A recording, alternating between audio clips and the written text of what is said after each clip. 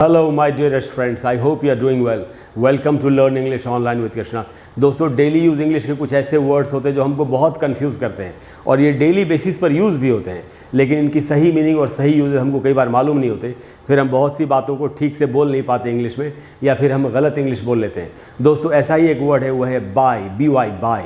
इसके सारे यूजेस आज की क्लास में हम सीखेंगे, जिससे कि हमको हमेशा के लिए इसकी सारी मीनिंग्स और सारी यूजेस पता चल जाए और हम इस वर्ड को यूज़ करके अच्छी इंग्लिश लिखें या बोलें। आज की क्लास में हमारा जो टॉपिक है दोस्तों वो है meanings and uses of bye.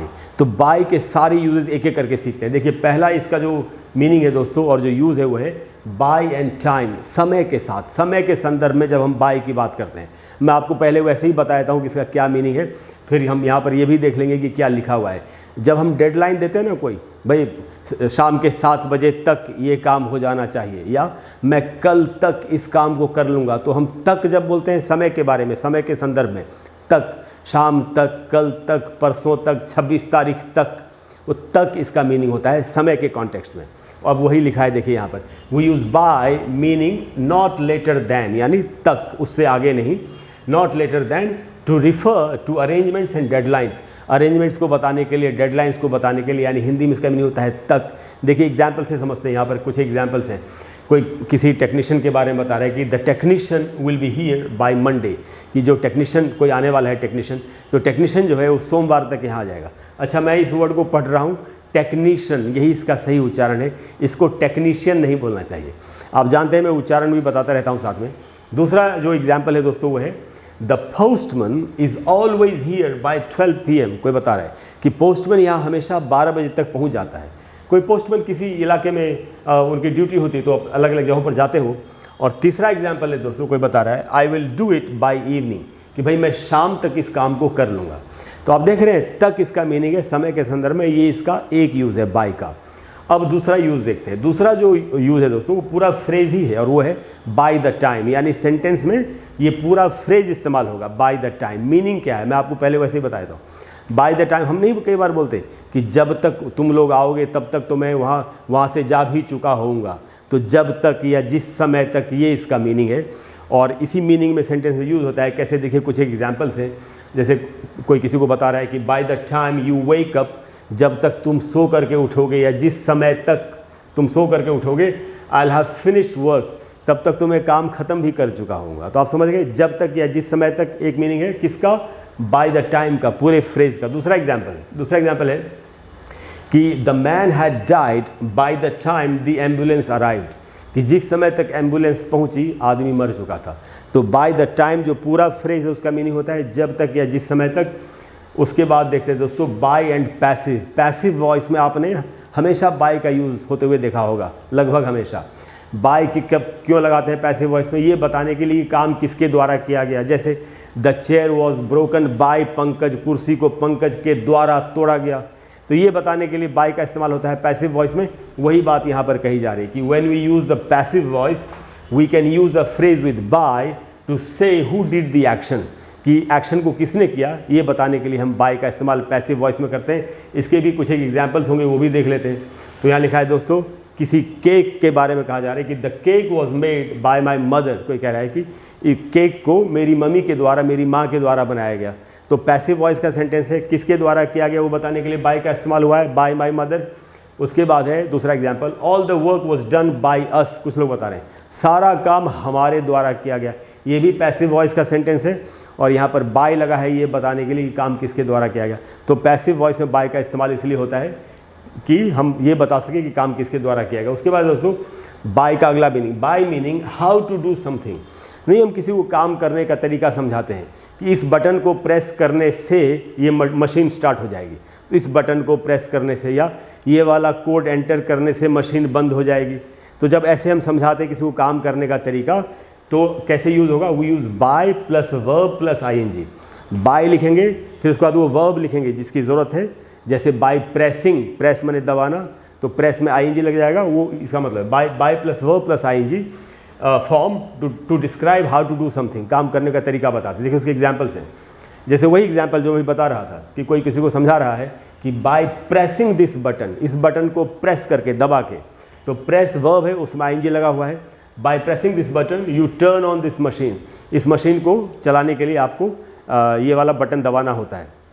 उसके बाद जो एग्जाम्पल है कि बाय एंटरिंग द कोड, अब देखिए एंटर यहाँ पर वर्ब है, एंटर करना, उसमें आईएनजी लगा हुआ है, तो by plus verb plus ING use करके हम किसी को किसी काम को करने का प्रोसेस तरीका बता सकते हैं।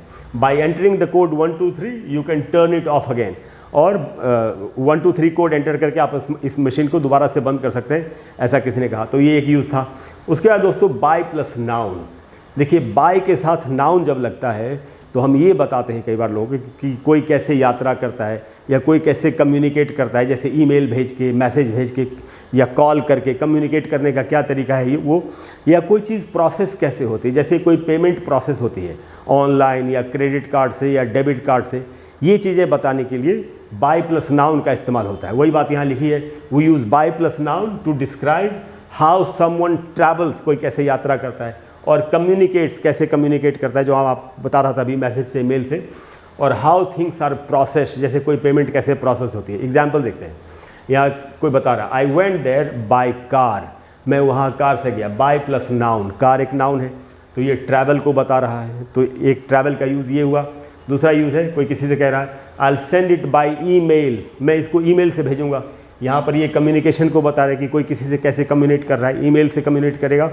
और उसके बाद है कोई पूछ रहा है कैन आई पे बाय क्रेडिट कार्ड, क्या मैं क्रेडिट कार्ड से पे कर सकता हूँ, तो यहाँ पर ये प्रोसेसिंग होगी पेमेंट की, तो पेमेंट इत्यादि को प्रोसेस करने के लिए जैसे क्रेडिट कार्ड के बारे में बता रहा है कोई, तो बाय प्लस क्रेडिट कार्ड एक नाउन है। यहाँ इस सेंटेंस में बाय ईमेल में ईमेल एक नाउन है, तो ये था। अब देखते हैं दोस्तों, ये अक्सर आपने देखा होगा, बाय कार, बाय बस, नहीं मैं ऑफिस कार से जाता हूँ, मैं स्कूल बस से जाता हूँ, ऐसे तो हम बाय लगाते हैं, बाय कार, बाय बस, बाय प्लेन, वही लिखा है वी से। अच्छा, यहाँ पर थोड़ा सावधानी से सीखना है, हम बोलते हैं ना वी से बाय कार, बाय बस, बाय प्लेन एटसेट्रा, हम ऐसे बोलते हैं कि मैं वहाँ कार से जाता हूँ तो I go there by car, ऐसे। लेकिन यहाँ क्या लिखा है, but if there is a determiner, देखिए जिस भी नाउन का नाम ले रहे हैं, कार, बस, प्लेन, जिसका भी नाम ले रहे हैं, अगर उसके पहले कोई डिटर्मिनर लगाओ, डिटर्मिनर्स क्या होते हैं, आर्टिकल्स जितने होते हैं, ए एंड द, सम, या नहीं तो माई, हिज, पजेसिव्स, ये सब डिटर्मिनर्स होते हैं। तो अगर उस नाउन के पहले, कार, प्लेन, बस के पहले कोई डिटर्मिनर लगा हो, तब बाय नहीं बोलेंगे, तब क्या बोलेंगे, बिफोर द नाउन वी से इन और ऑन, तब हम इन या ऑन बोलेंगे। एग्जाम्पल से और क्लियर होगा, देखिए जैसे पहले तो जहाँ डिटर्मिनर नहीं लगा हुआ है, जहाँ सिर्फ बाय का इस्तेमाल होता है, जैसे कोई किसी को पूछ रहा है did you travel by plane, क्या आपने प्लेन से यात्रा की, तो देखिए यहाँ प्लेन जो है नाउन, उसके पहले कोई भी डिटर्मिनर नहीं है तो बाय का इस्तेमाल हुआ। दूसरा एग्जाम्पल है we went there by train, हम वहाँ ट्रेन से गए, यहाँ भी ट्रेन जो नाउन है उसके पहले कोई डिटर्मिनर नहीं है तो बाय का इस्तेमाल हुआ। उसके बाद है it's easier to get there by car, कि वहाँ कार से पहुँचना ज़्यादा आसान है, यहाँ भी जो कार नाउन है उसके पहले कोई भी डिटर्मिनर नहीं है तो बाय का इस्तेमाल हुआ। लेकिन जैसे ही आप उस नाउन के पहले कोई डिटर्मिनर का इस्तेमाल करेंगे तो आपको इन का इस्तेमाल या ऑन का इस्तेमाल करना होता है। देखिए यहाँ लिखा है I am travelling in bills car, bills जो है वो हिज की जगह पर आ रहा है, पोजेशन को बता रहा है, तो एक पजेसिव है, पजेसिव्स जो है वो डिटर्मिनर्स होते हैं, तो यहाँ पर इन लग गया, बाय नहीं लगा। अब हम यहाँ पर ये नहीं बोल सकते I am travelling by bills car, तो आप समझ गए यहाँ पर क्या कैसे हमको यूज़ करना है इसको। एक और एग्जाम्पल है, कोई किसी से पूछ रहा है have you ever travelled in a small plane, क्या आपने कभी भी किसी छोटे प्लेन में यात्रा की है, तो देखिए ए लगा हुआ है डिटर्मिनर, तो यहाँ पर इन का इस्तेमाल हो गया, तो ये हमको याद रखना है। अब ये हो गया, यही मोस्टली यही यूजेस थे, लेकिन कुछ बहुत ही खास यूजेस और भी बचे हुए बता दो आपको। देखिए एक सबसे पहले तो एक बात जो हमको याद रखनी चाहिए कि व्हेन वी वॉक, जब हम पैदल जाते हैं, वी से ऑन फुट। कई बार होता है ना, हम बता दें किसी को मैं ऑफिस पैदल जाता हूँ, अगर घर के पास ही है तो हम बोलेंगे I go to office on foot, तब यहाँ पर बाय का इस्तेमाल नहीं होगा। कई बार लोग अनजाने में वहाँ पर बाय लगा देते हैं, I go to office by foot, by बिल्कुल नहीं लगेगा, ऑन लगेगा, ऑन फुट। एक तो ये बात हुई। अब आप कुछ खास यूजेस आपको बाय के बता रहा हूँ। देखिए बाय का एक मीनिंग होता है के किनारे, जैसे कोई नदी बह रही है उसके किनारे बहुत सारे घर बने होते हैं, तो कोई यही किसी को बता रहा है I live by the river, मैं नदी के किनारे रहता हूँ, तो प्रॉक्सिमिटी यानी नज़दीकी को बताने के लिए भी बाय का इस्तेमाल होता है। तब यहाँ इस सेंटेंस में बाय का क्या मीनिंग हुआ, के किनारे।